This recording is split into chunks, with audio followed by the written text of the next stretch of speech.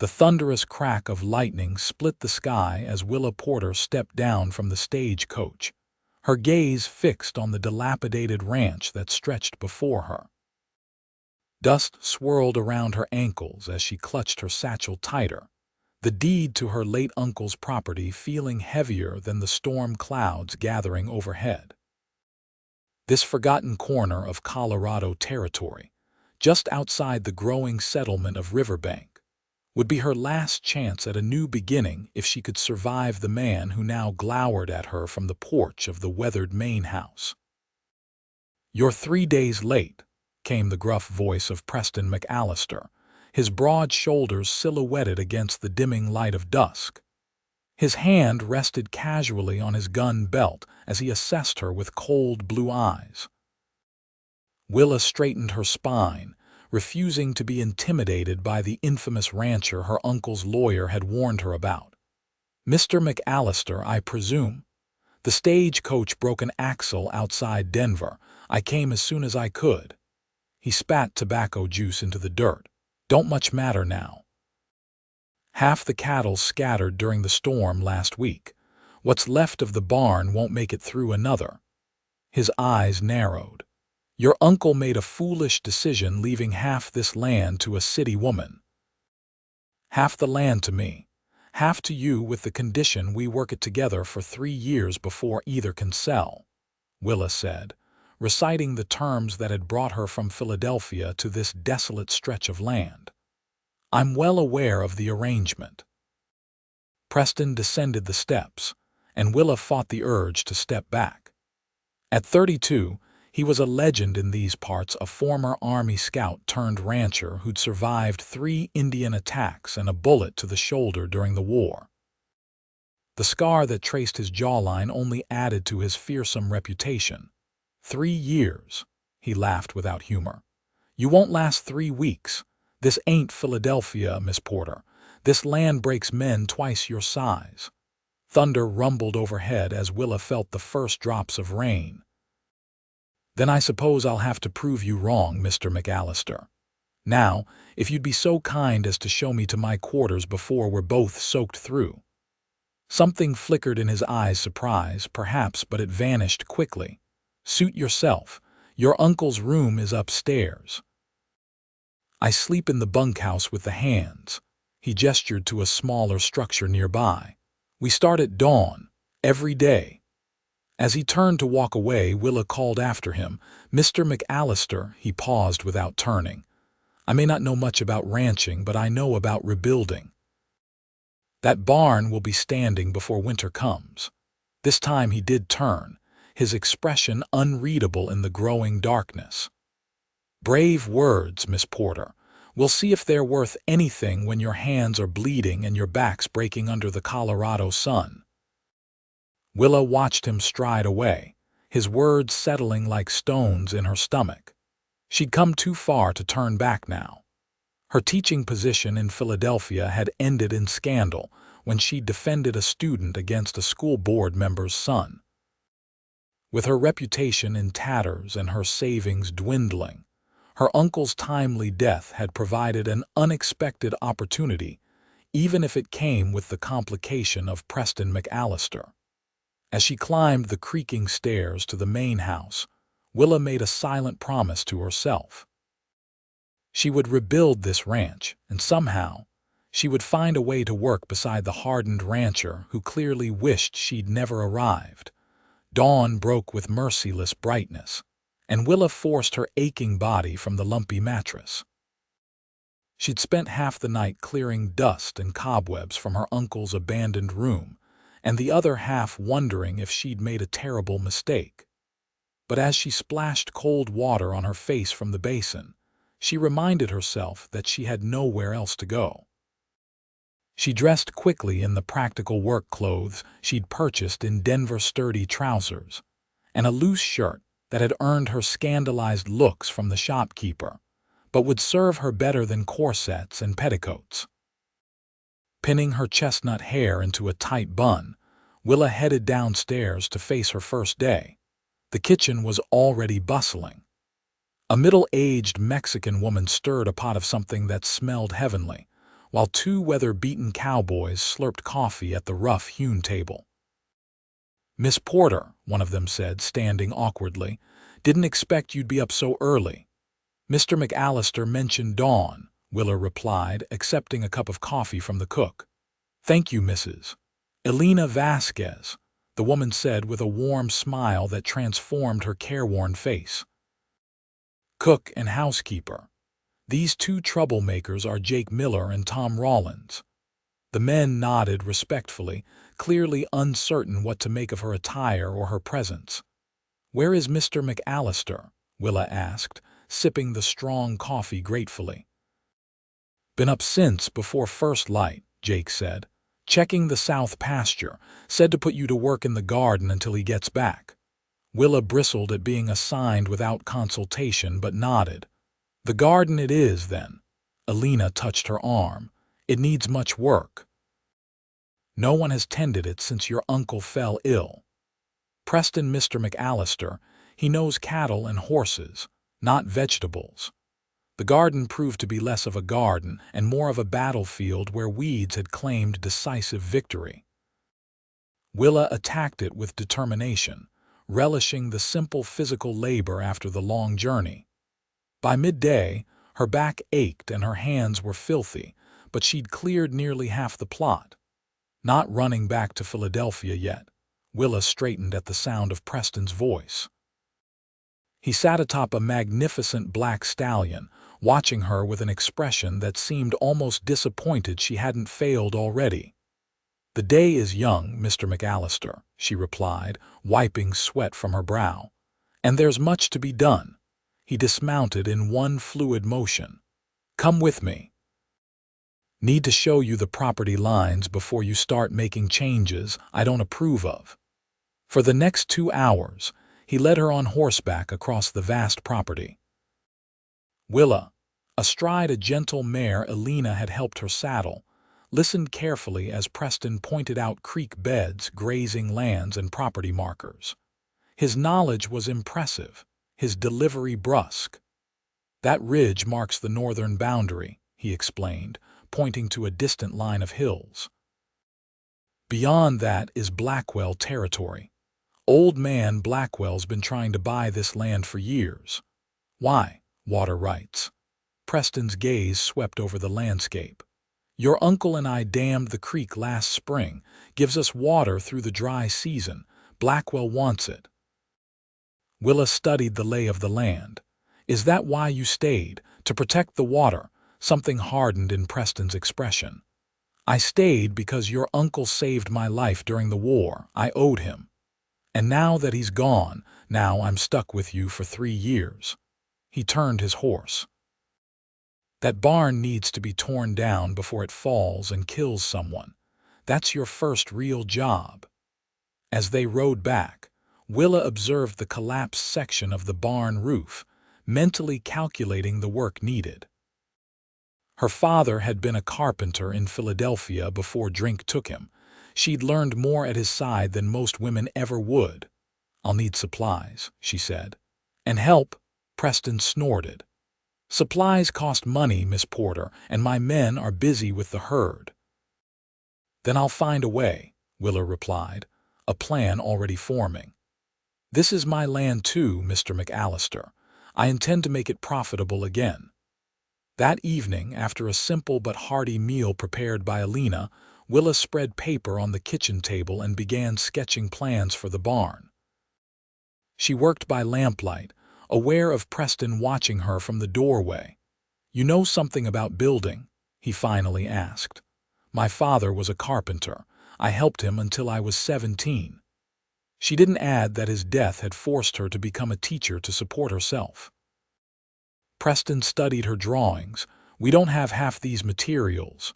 "We will," Willa said confidently. "I noticed Riverbank has a sawmill and I brought some money with me." "Not enough." She met his gaze steadily. "Then I'll find more. There must be something I can do in town to earn extra." "A woman working for wages," Preston shook his head.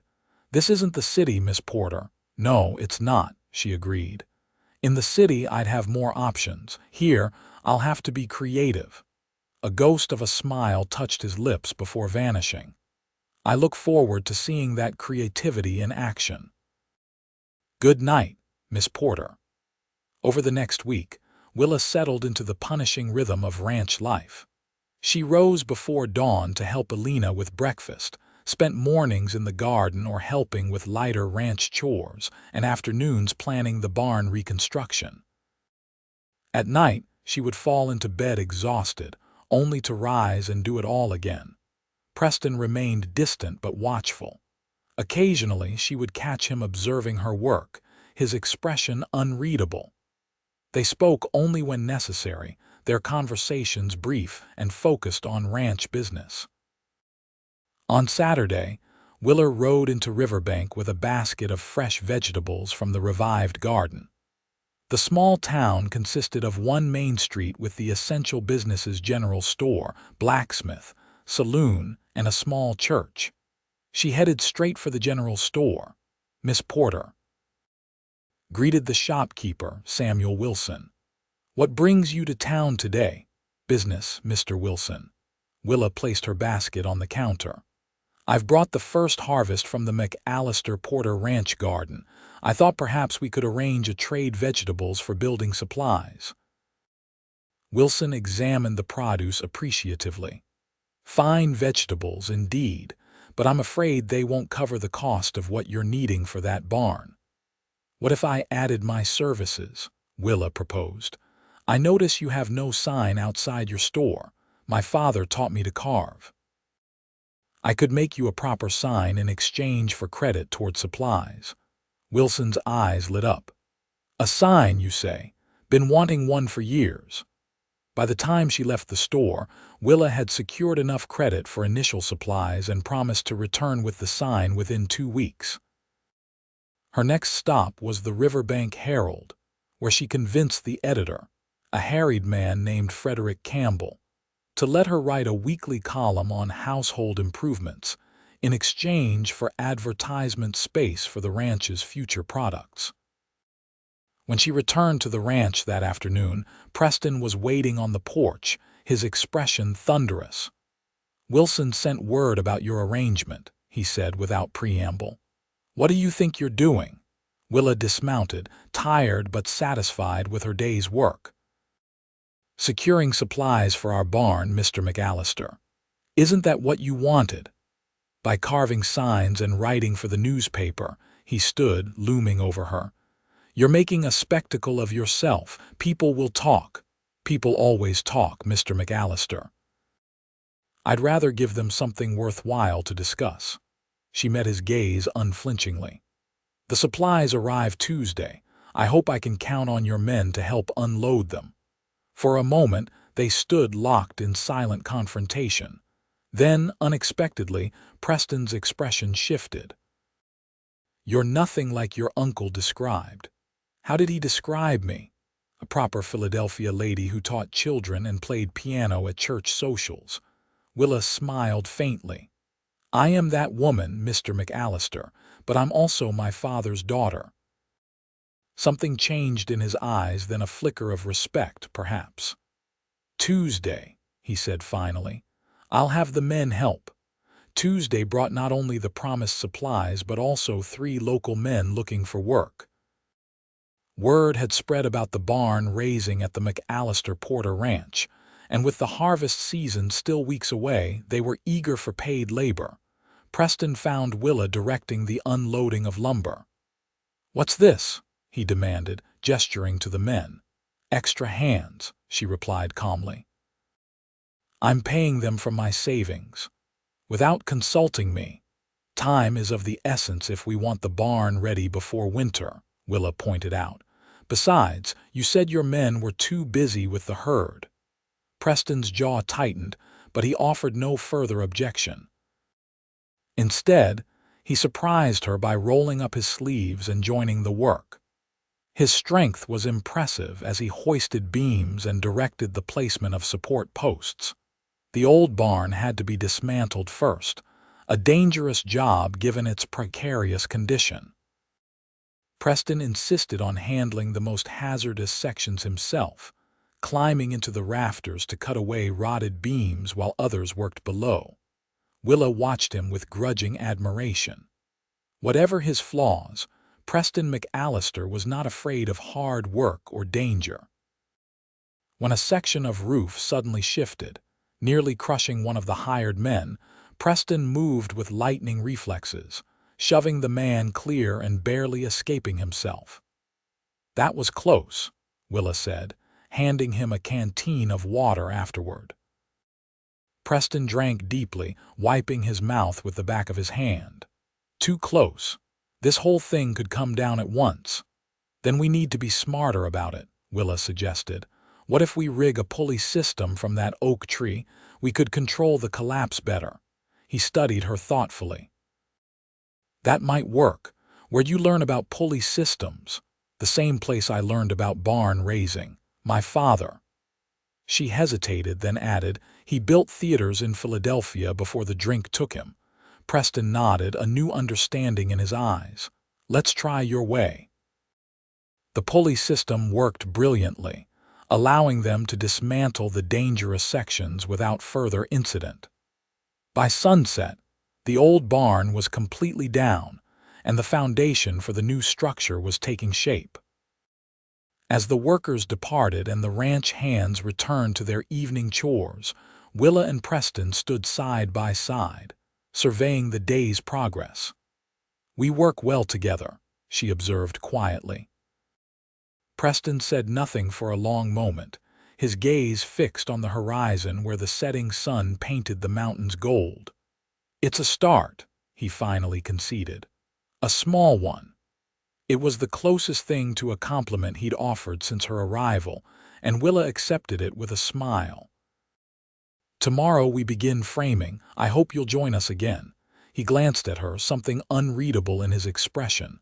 "I've got cattle to move to the north pasture, of course." She tried to hide her disappointment. "The ranch comes first, but I'll be back by midday," he added unexpectedly. "Those support beams will need extra hands."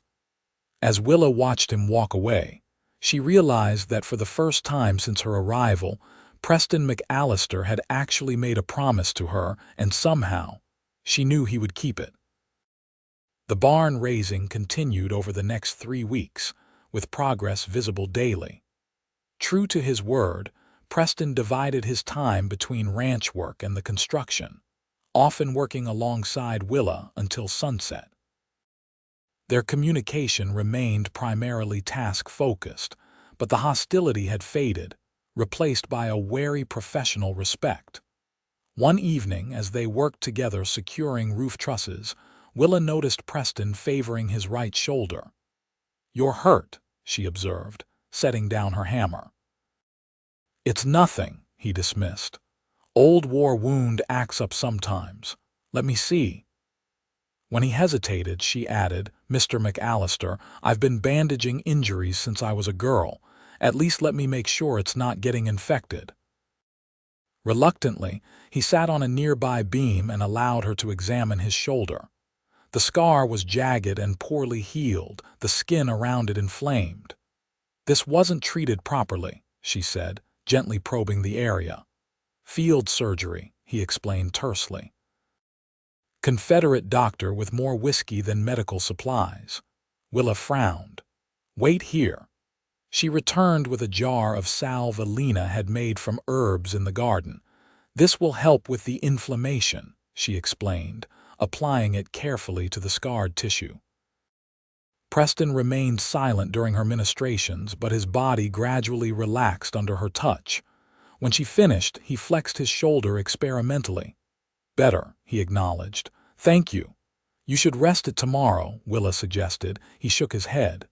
"Can't. Blackwell's men have been spotted near our north boundary. Need to ride out and make sure they're not damming our creek again." "Then I'll go with you," she said impulsively. Preston stared at her. "It could be dangerous." "All the more reason you shouldn't go alone with an injured shoulder."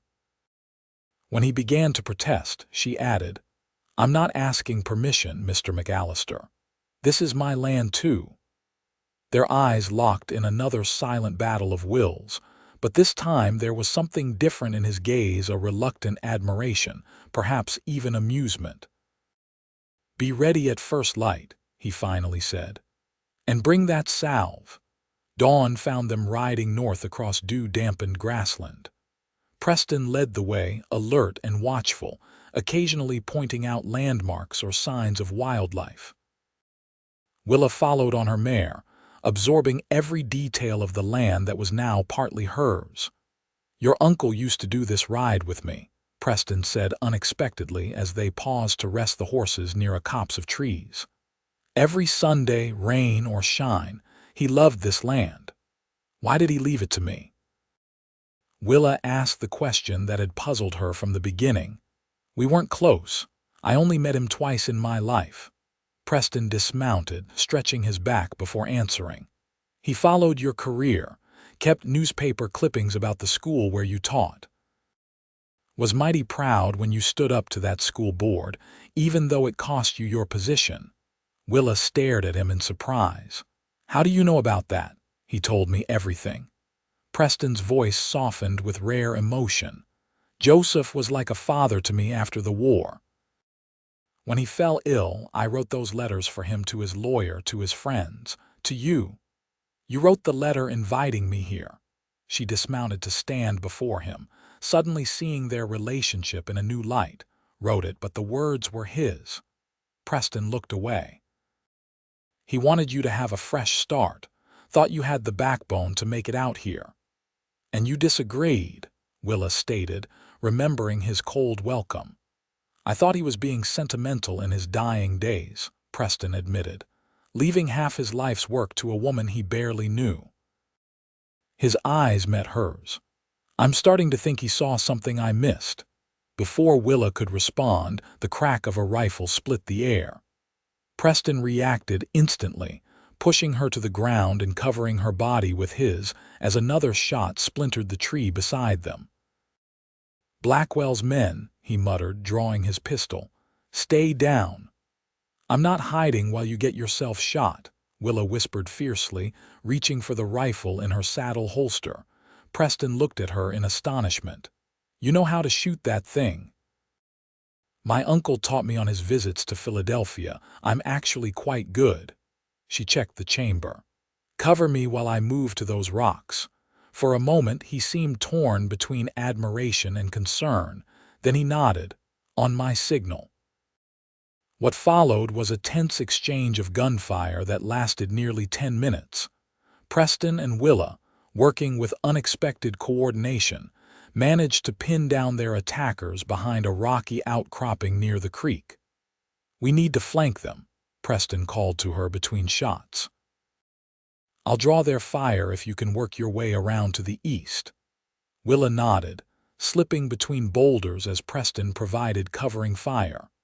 Her heart pounded as she navigated the rough terrain, rifle clutched tightly in her sweating hands.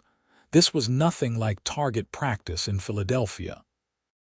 When she reached a position overlooking the attackers, 3 men crouched behind rocks, she took careful aim and fired a warning shot that kicked up dirt inches from the nearest man's boot. "The next one won't miss," she shouted. "Drop your weapons." The men, startled by fire from an unexpected direction, hesitated. Preston seized the moment to advance, his pistol trained steadily. "You're on McAllister Porter land," he called out. "Trespassing with firearms, that's hanging offense in these parts." The standoff ended with the men surrendering their weapons and mounting their horses under Preston's watchful eye. "Tell Blackwell if I catch his men on my land again, I won't be as merciful," Preston warned as they departed. "And tell him Miss Porter is an excellent shot." When they were alone again, the adrenaline of the confrontation gave way to an awkward silence. Preston holstered his pistol, regarding Willa with new eyes. "That was impressive," he finally said. "Reckless, but impressive." "I could say the same about you," she countered, still breathing hard. "Is this a regular occurrence? More frequent lately?" Preston checked his horse for injuries before continuing. "Blackwell's desperate. Droughts hit his land harder than ours because of the creek diversion. Willa frowned, thinking, perhaps we should consider a more permanent solution than shooting at each other. What did you have in mind? Negotiation, she suggested. A formal water-sharing agreement that benefits both ranches. Preston's expression darkened. Blackwell doesn't negotiate, he takes. Everyone negotiates when the alternative is worse, Willa insisted. Let me try, at least, before someone gets killed. He studied her for a long moment, then nodded slowly. Write to him if you must, but don't expect much. They completed their inspection of the property line without further incident, though Preston remained vigilant, his hand never straying far from his weapon. As they rode back to the ranch, Willa noticed him watching her with an expression she couldn't quite decipher. What is it? She finally asked. Just wondering what other surprises you're hiding, Willa Porter, he replied, using her first name for the first time. The familiar address sent an unexpected warmth through her. Life is full of surprises, Preston McAllister, she answered with a small smile. Perhaps for both of us. Back at the ranch, word of their confrontation with Blackwell's men spread quickly among the hands. Willa found herself receiving respectful nods from the cowboys who had previously regarded her with skepticism. Even Alina's attitude shifted, her motherly concern now tinged with a new respect. That evening, as Willa prepared to retire for the night, a knock came at her bedroom door. She opened it to find Preston standing awkwardly in the hallway, a bottle of whiskey and 2 glasses in his hands. Thought you might need this, he said gruffly. After today. Willa hesitated, then opened the door wider. I was about to say the same to you. They settled on the small settee near the window, the lamp casting long shadows across the room. Preston poured 2 fingers of whiskey into each glass, handing one to Willa. To surviving Blackwell, he proposed. To partnerships, Willa countered, touching her glass to his. The whiskey burned pleasantly as Willa sipped it, watching Preston over the rim of her glass. In the lamplight, his features seemed softer somehow, the perpetual hardness in his eyes temporarily banked. You've changed things around here, he observed, gesturing vaguely to the room she had transformed with simple touches: a quilt on the bed, wildflowers in a jar, her books arranged on a shelf. For the better, I hope. Different, he said noncommittally, but without the disapproval that would have colored such a comment weeks ago. Joseph would be pleased, though. He always said this place needed a woman's touch. And what do you say? Willa asked boldly. Preston swirled the amber liquid in his glass. I say you're not what I expected, and that's not entirely unwelcome. Coming from him, it was practically a declaration of friendship. Willa smiled, feeling the tension of the day finally begin to ease. The barn should be finished within 2 weeks if the weather holds. Fastest barn raising I've ever seen, Preston acknowledged. The men are calling it Willa's miracle behind your back. She laughed, surprised and pleased. Hardly a miracle, just good planning and willing hands. She paused, then added more seriously, including yours. Thank you for that. Their eyes met, and something shifted in the space between them, something neither was ready to name. Preston broke the moment first, draining his glass and standing. Dawn comes early, he said, his gruff manner returning. Get some rest, Willa, you've earned it.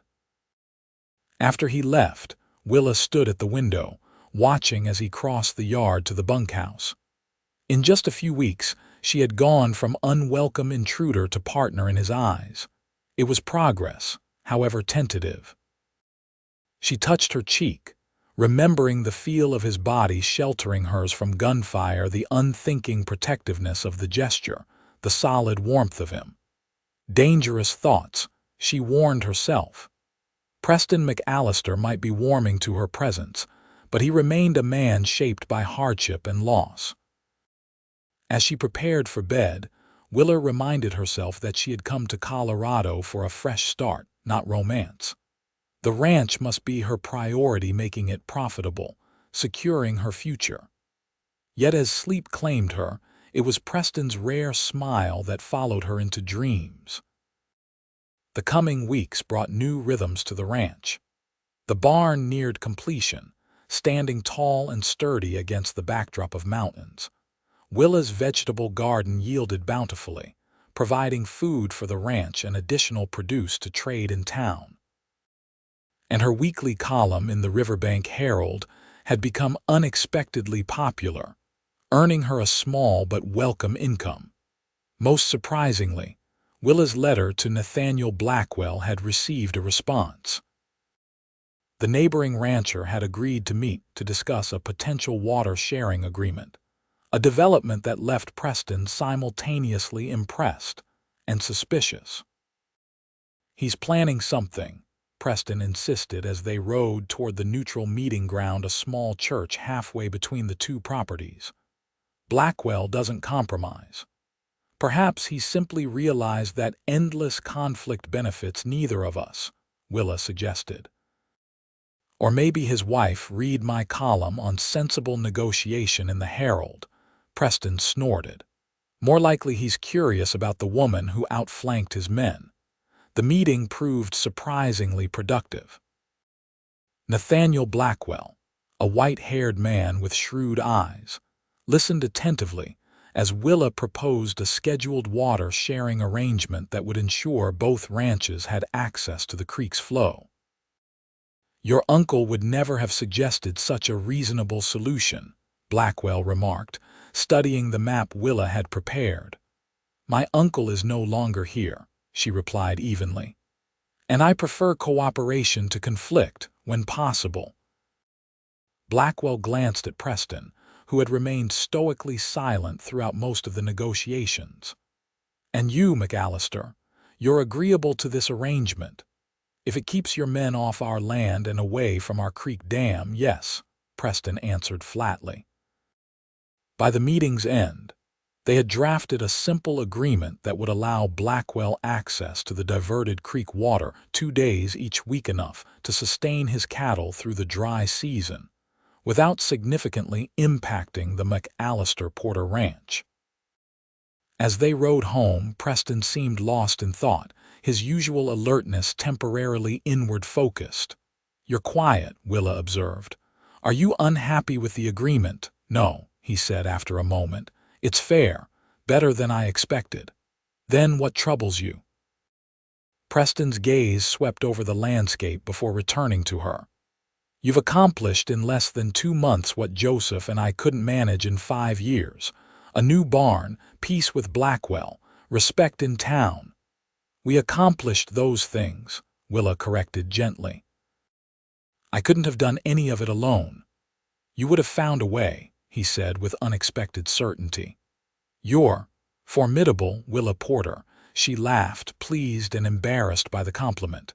"Formidable enough that you might start calling me Willa instead of Miss Porter all the time." A smile tugged at his lips. "I reckon I could manage that." The barn's completion called for celebration. Willa organized a barn dance, inviting neighbors, townsfolk, and even the Blackwells, a gesture of goodwill that raised eyebrows but was cautiously welcomed. Alina and Willa spent days preparing food, while the ranch hands cleared the new barn floor for dancing.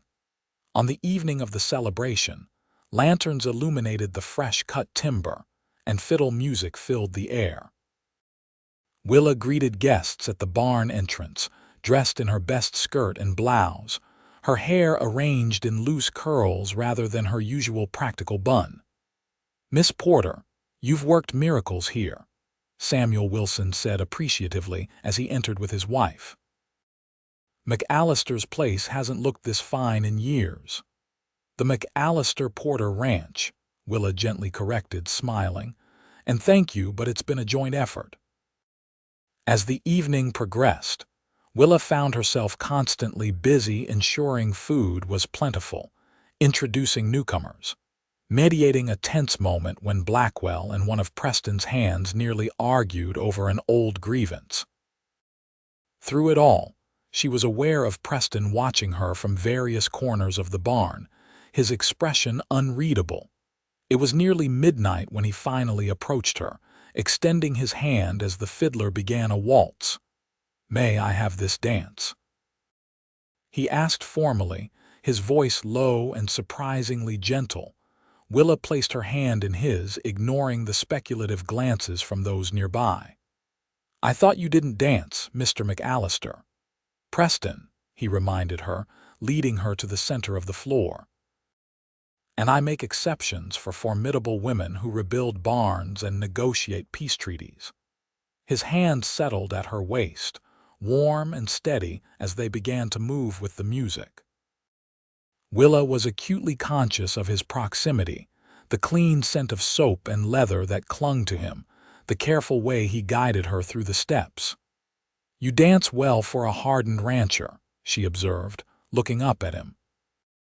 "My mother insisted all her sons learn," he replied, a rare personal detail offered voluntarily.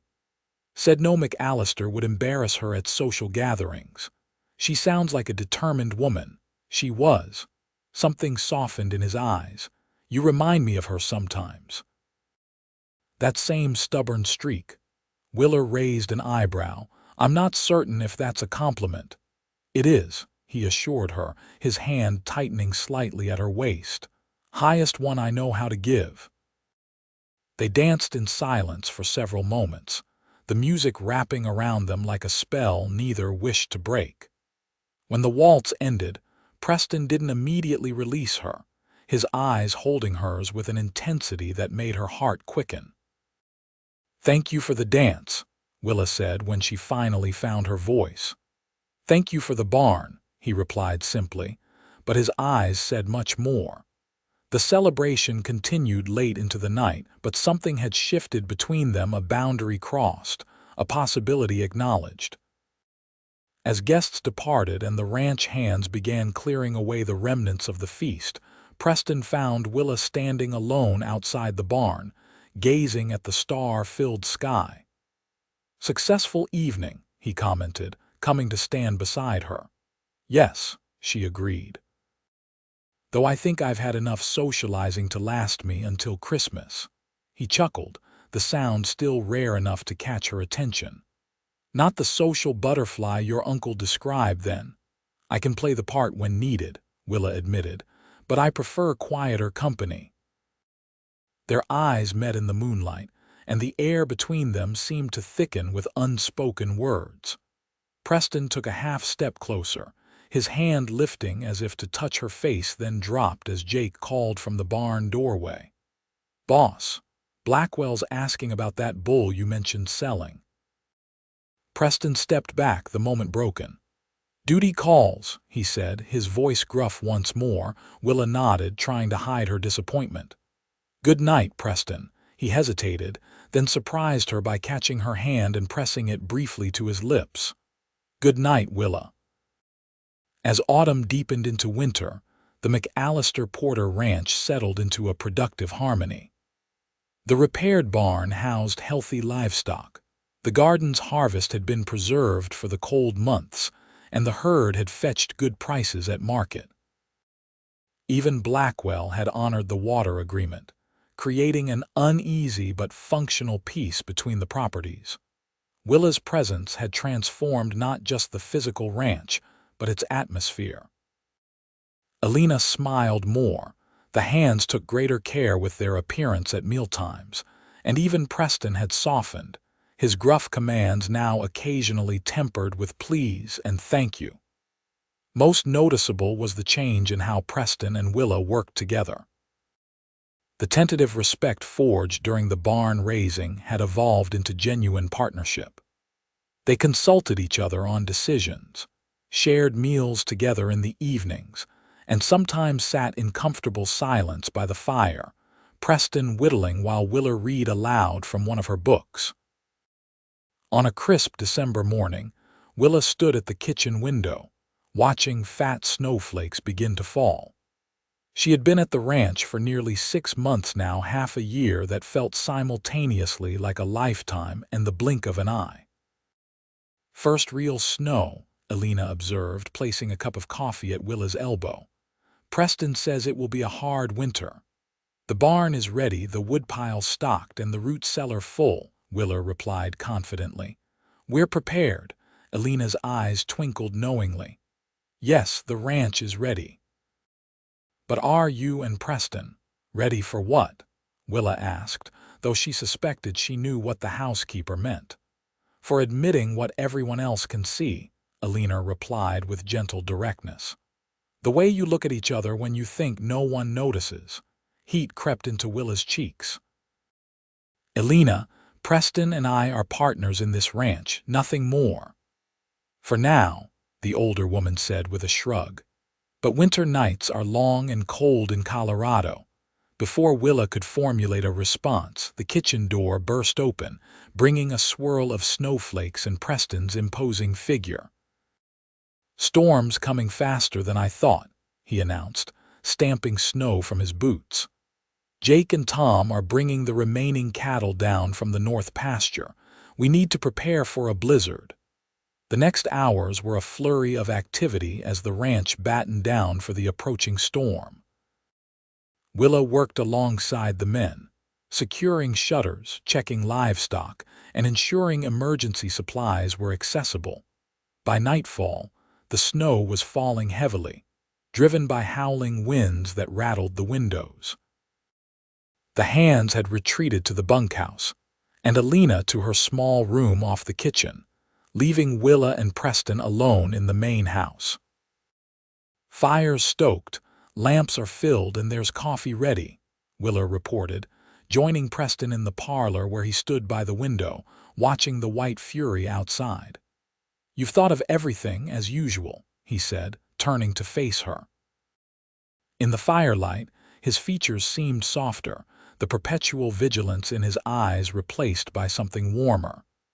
"We've come a long way from your arrival day." Willa smiled, remembering his cold welcome. "You weren't exactly thrilled to see me step off that stagecoach." "I was an ass," Preston acknowledged bluntly, "set in my ways and resentful of change." "And now?" Willa asked, her heart suddenly beating faster. Preston took a step toward her.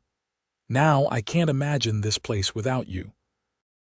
The simple declaration hung in the air between them, more revealing than any flowery speech could have been. Willa's breath caught as Preston moved closer still, close enough that she could see the flecks of gray in his blue eyes. "Willa," he said, her name almost a question on his lips. She answered by closing the distance between them, her hand coming to rest against his chest where she could feel the strong, steady beat of his heart. "Yes," she whispered, though he hadn't actually asked anything. Preston's hand came up to cradle her face, his calloused thumb tracing the curve of her cheekbone with surprising gentleness. "I'm not good with words," he murmured. "Never have been." "Then don't use them," Willa suggested, her eyes holding his. The kiss, when it came, was tentative at first, a question, an offering. Then Willa's arms slid around his neck, and Preston pulled her closer, the kiss deepening into something that spoke of months of restraint finally abandoned. When they finally broke apart, both breathing heavily, Preston rested his forehead against hers. "I've wanted to do that since the barn dance," he confessed. "Why didn't you?" "Wasn't sure you felt the same. Wasn't sure I deserved someone like you." His honesty was disarming in its simplicity. "Preston McAllister," Willa said firmly, framing his face with her hands. "I rebuilt your barn. I negotiated with Blackwell. I shot at trespassers and planted vegetables and wrote newspaper columns.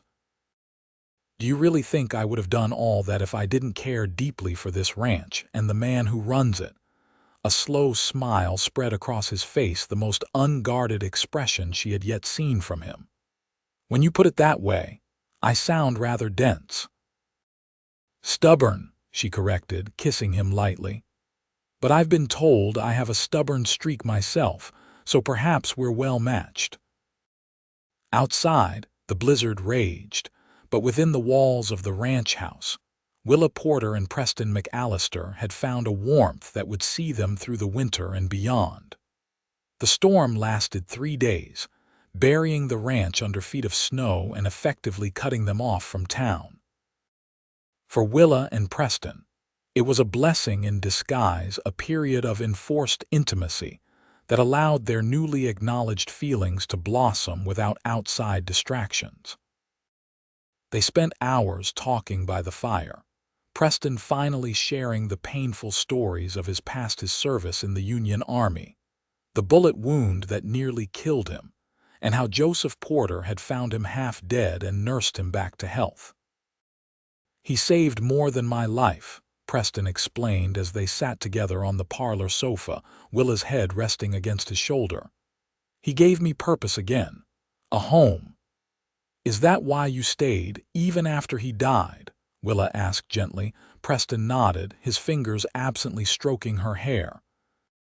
"Partly that, partly because I had nowhere else to go."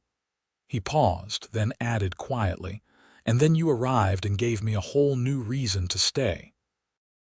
Willa shared her own history, in turn her father's slow descent into alcoholism after her mother's death, her struggles to support herself as a teacher, and the scandal that had ultimately driven her west. "The school board member's son was bullying a younger student," she explained. "When I intervened, he claimed I had struck him. His father ensured I was dismissed without references." Preston's arm tightened around her. "The boy lied, blatantly, but his father was wealthy and influential," she sighed. "I was considering becoming a governess when Uncle Joseph's letter arrived. It seemed like Providence." "It was," Preston agreed, pressing a kiss to her temple, "for both of us." When the snow finally relented, and the ranch hands managed to clear paths between the buildings, reality intruded on their private world. There was work to be done, cattle to feed, repairs to make, supplies to inventory.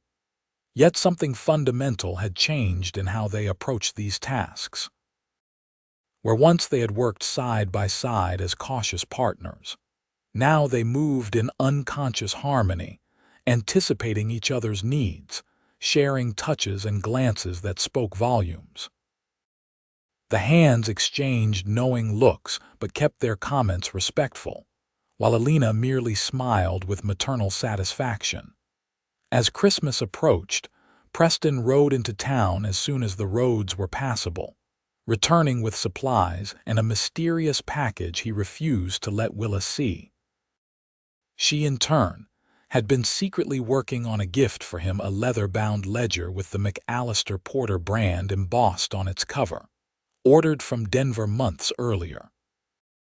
On Christmas Eve, the ranch celebrated with a feast that brought together hands, neighbors, and even a tentatively friendly visit from the Blackwells.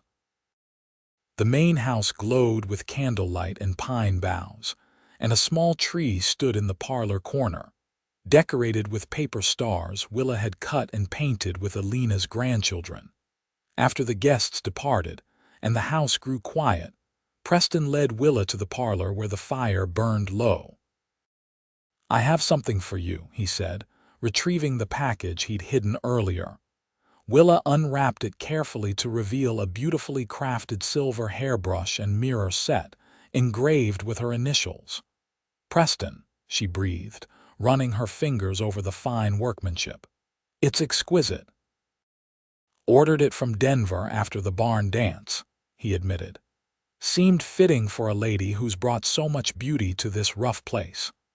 Touched beyond words, Willa presented him with her gift in return. Preston examined the ledger with obvious appreciation, turning it in his hands to admire the detailed embossing. "For our future," Willa explained. "A place to record our progress together." "Our future," Preston echoed, something solemn entering his expression. He set the ledger aside and took her hands in his. "That brings me to my other gift, or perhaps it's more of a question." Willa's heart began to race as Preston sank to one knee before her, still holding her hands in his larger ones. "Willa Porter," he said, his voice rough with emotion, "when you stepped off that stagecoach, I thought you were the worst thing that could happen to this ranch. I was wrong. You were exactly what this place needed, what I needed, though I was too stubborn to see it." He reached into his pocket and withdrew a simple gold ring. "This was my mother's. I'd be honored if you'd wear it as my wife." Tears blurred Willa's vision as she looked at the man kneeling before her, this hard, honorable man who had gradually revealed his heart to her. "Yes," she whispered, and then louder, "Yes, Preston McAllister, I will marry you." His hands trembled slightly as he slipped the ring onto her finger, then rose to gather her in his arms. Their kiss was a promise, a seal on the future they would build together. "When?" Preston asked when they finally broke apart. "Spring." Willa shook her head, smiling through her tears. "New Year's Day. I don't want to wait, and neither does the ranch. We have cattle to brand, fields to plant, and a foreman's cottage to build for Jake and his bride." Preston laughed, the sound free and joyous in a way she had never heard before. "Always thinking ahead, aren't you?" "Someone has to," she teased, wrapping her arms around his neck. "You're too busy being formidable." New Year's Day dawned clear and cold, with fresh snow glittering under a brilliant blue sky. The entire community gathered at the small riverbank church to witness the union of Preston McAllister and Willa Porter. Willa wore a simple cream dress ordered from Denver, with a blue shawl that matched Preston's eyes. Alina had woven winter berries and evergreen sprigs into her hair, which fell in loose waves down her back, a compromise between the formal updo expected of a bride and the freedom that characterized their life on the ranch. Preston waited at the altar in a new black suit, his usually unruly hair tamed and his face cleanly shaved. As Willa walked toward him on the arm of Frederick Campbell, who had agreed to stand in for her late father, the expression on Preston's face was one she would treasure forever: wonder, joy, and a fierce pride that matched what she felt in her own heart. Their vows were simple but heartfelt, a public declaration of the partnership that had grown from reluctant coexistence to deep, abiding love. When the minister pronounced them husband and wife, Preston kissed her with a tenderness that brought tears to more eyes than just Willa's. The celebration afterward at the ranch was boisterous and joyful, with dancing in the barn they had built together and enough food to feed twice the number of guests. Even Nathaniel Blackwell raised a toast to the couple, acknowledging how their union had brought positive changes to the entire valley. As evening fell and the party continued, Preston drew Willa away from the crowd, leading her to the porch of the main house where they could look out over their land together. "Happy, Mrs. McAllister?" he asked, his arm around her waist. "Very," she assured him, leaning into his warmth. "Though I think we should consider McAllister Porter for all official ranch business," he chuckled, pressing a kiss to her hair. "Whatever you want. I learned months ago that arguing with you is pointless." "A wise man," Willa teased, turning in his arms to face him, "and getting wiser by the day." "Only because I have an excellent teacher." Preston's expression grew serious. "I love you, Willa, more than I ever thought possible. And I love you, Preston McAllister." She stretched up to kiss him, her heart full to bursting. "Now and always." Over the following years, the McAllister Porter Ranch prospered beyond anyone's expectations. Preston and Willa expanded their herd, improved their breeding stock, and eventually purchased adjacent land when Old Man Blackwell retired to Denver. The water-sharing agreement Willa had negotiated became a model for other ranchers in the region, and her weekly column in the Herald evolved into a small but successful book of practical advice for frontier households. Their first child, A son they named Joseph after Willa's uncle, arrived the winter after their wedding. He was followed 2 years later by a daughter, Margaret, who inherited her mother's determined spirit and her father's startling blue eyes. 2 more children would eventually complete their family, William and Elizabeth, twins who arrived unexpectedly when Willa was 36. Through the years, through droughts and blizzards, through prosperity and hardship, Preston and Willa remained steadfast partners. The barn they had built together stood strong against Colorado winters, a visible symbol of what could be accomplished when stubbornness gave way to cooperation and suspicion to trust. On their 10th wedding anniversary, as they sat on the porch watching their children play in the yard, Preston presented Willa with a hand-carved plaque for the barn entrance. McAllister Porter Ranch, it read. ESD, 1872, built on trust. Willa traced the lettering with her finger, remembering the hostile man who had greeted her that first day. "We've come so far," she mused. "We have," Preston agreed, taking her hand in his. The years of ranch work had added more lines to his face and more silver to his hair, but his eyes still held the same warmth when he looked at her. And it all started with a collapsing barn and a stubborn Philadelphia woman who refused to be intimidated. Don't forget the equally stubborn rancher who eventually learned to say please and thank you, Willa reminded him with a smile. Preston laughed, pulling her close. How could I forget? He was the luckiest man in Colorado territory.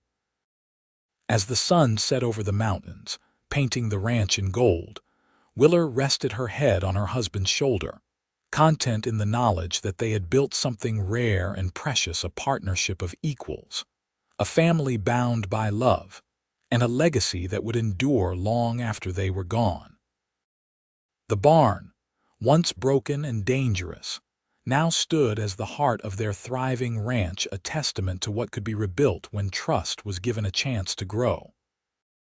Just as Preston McAllister, once known throughout the territory as the hardest man to work beside, had been transformed by the woman who had refused to give up on either his barn or his heart.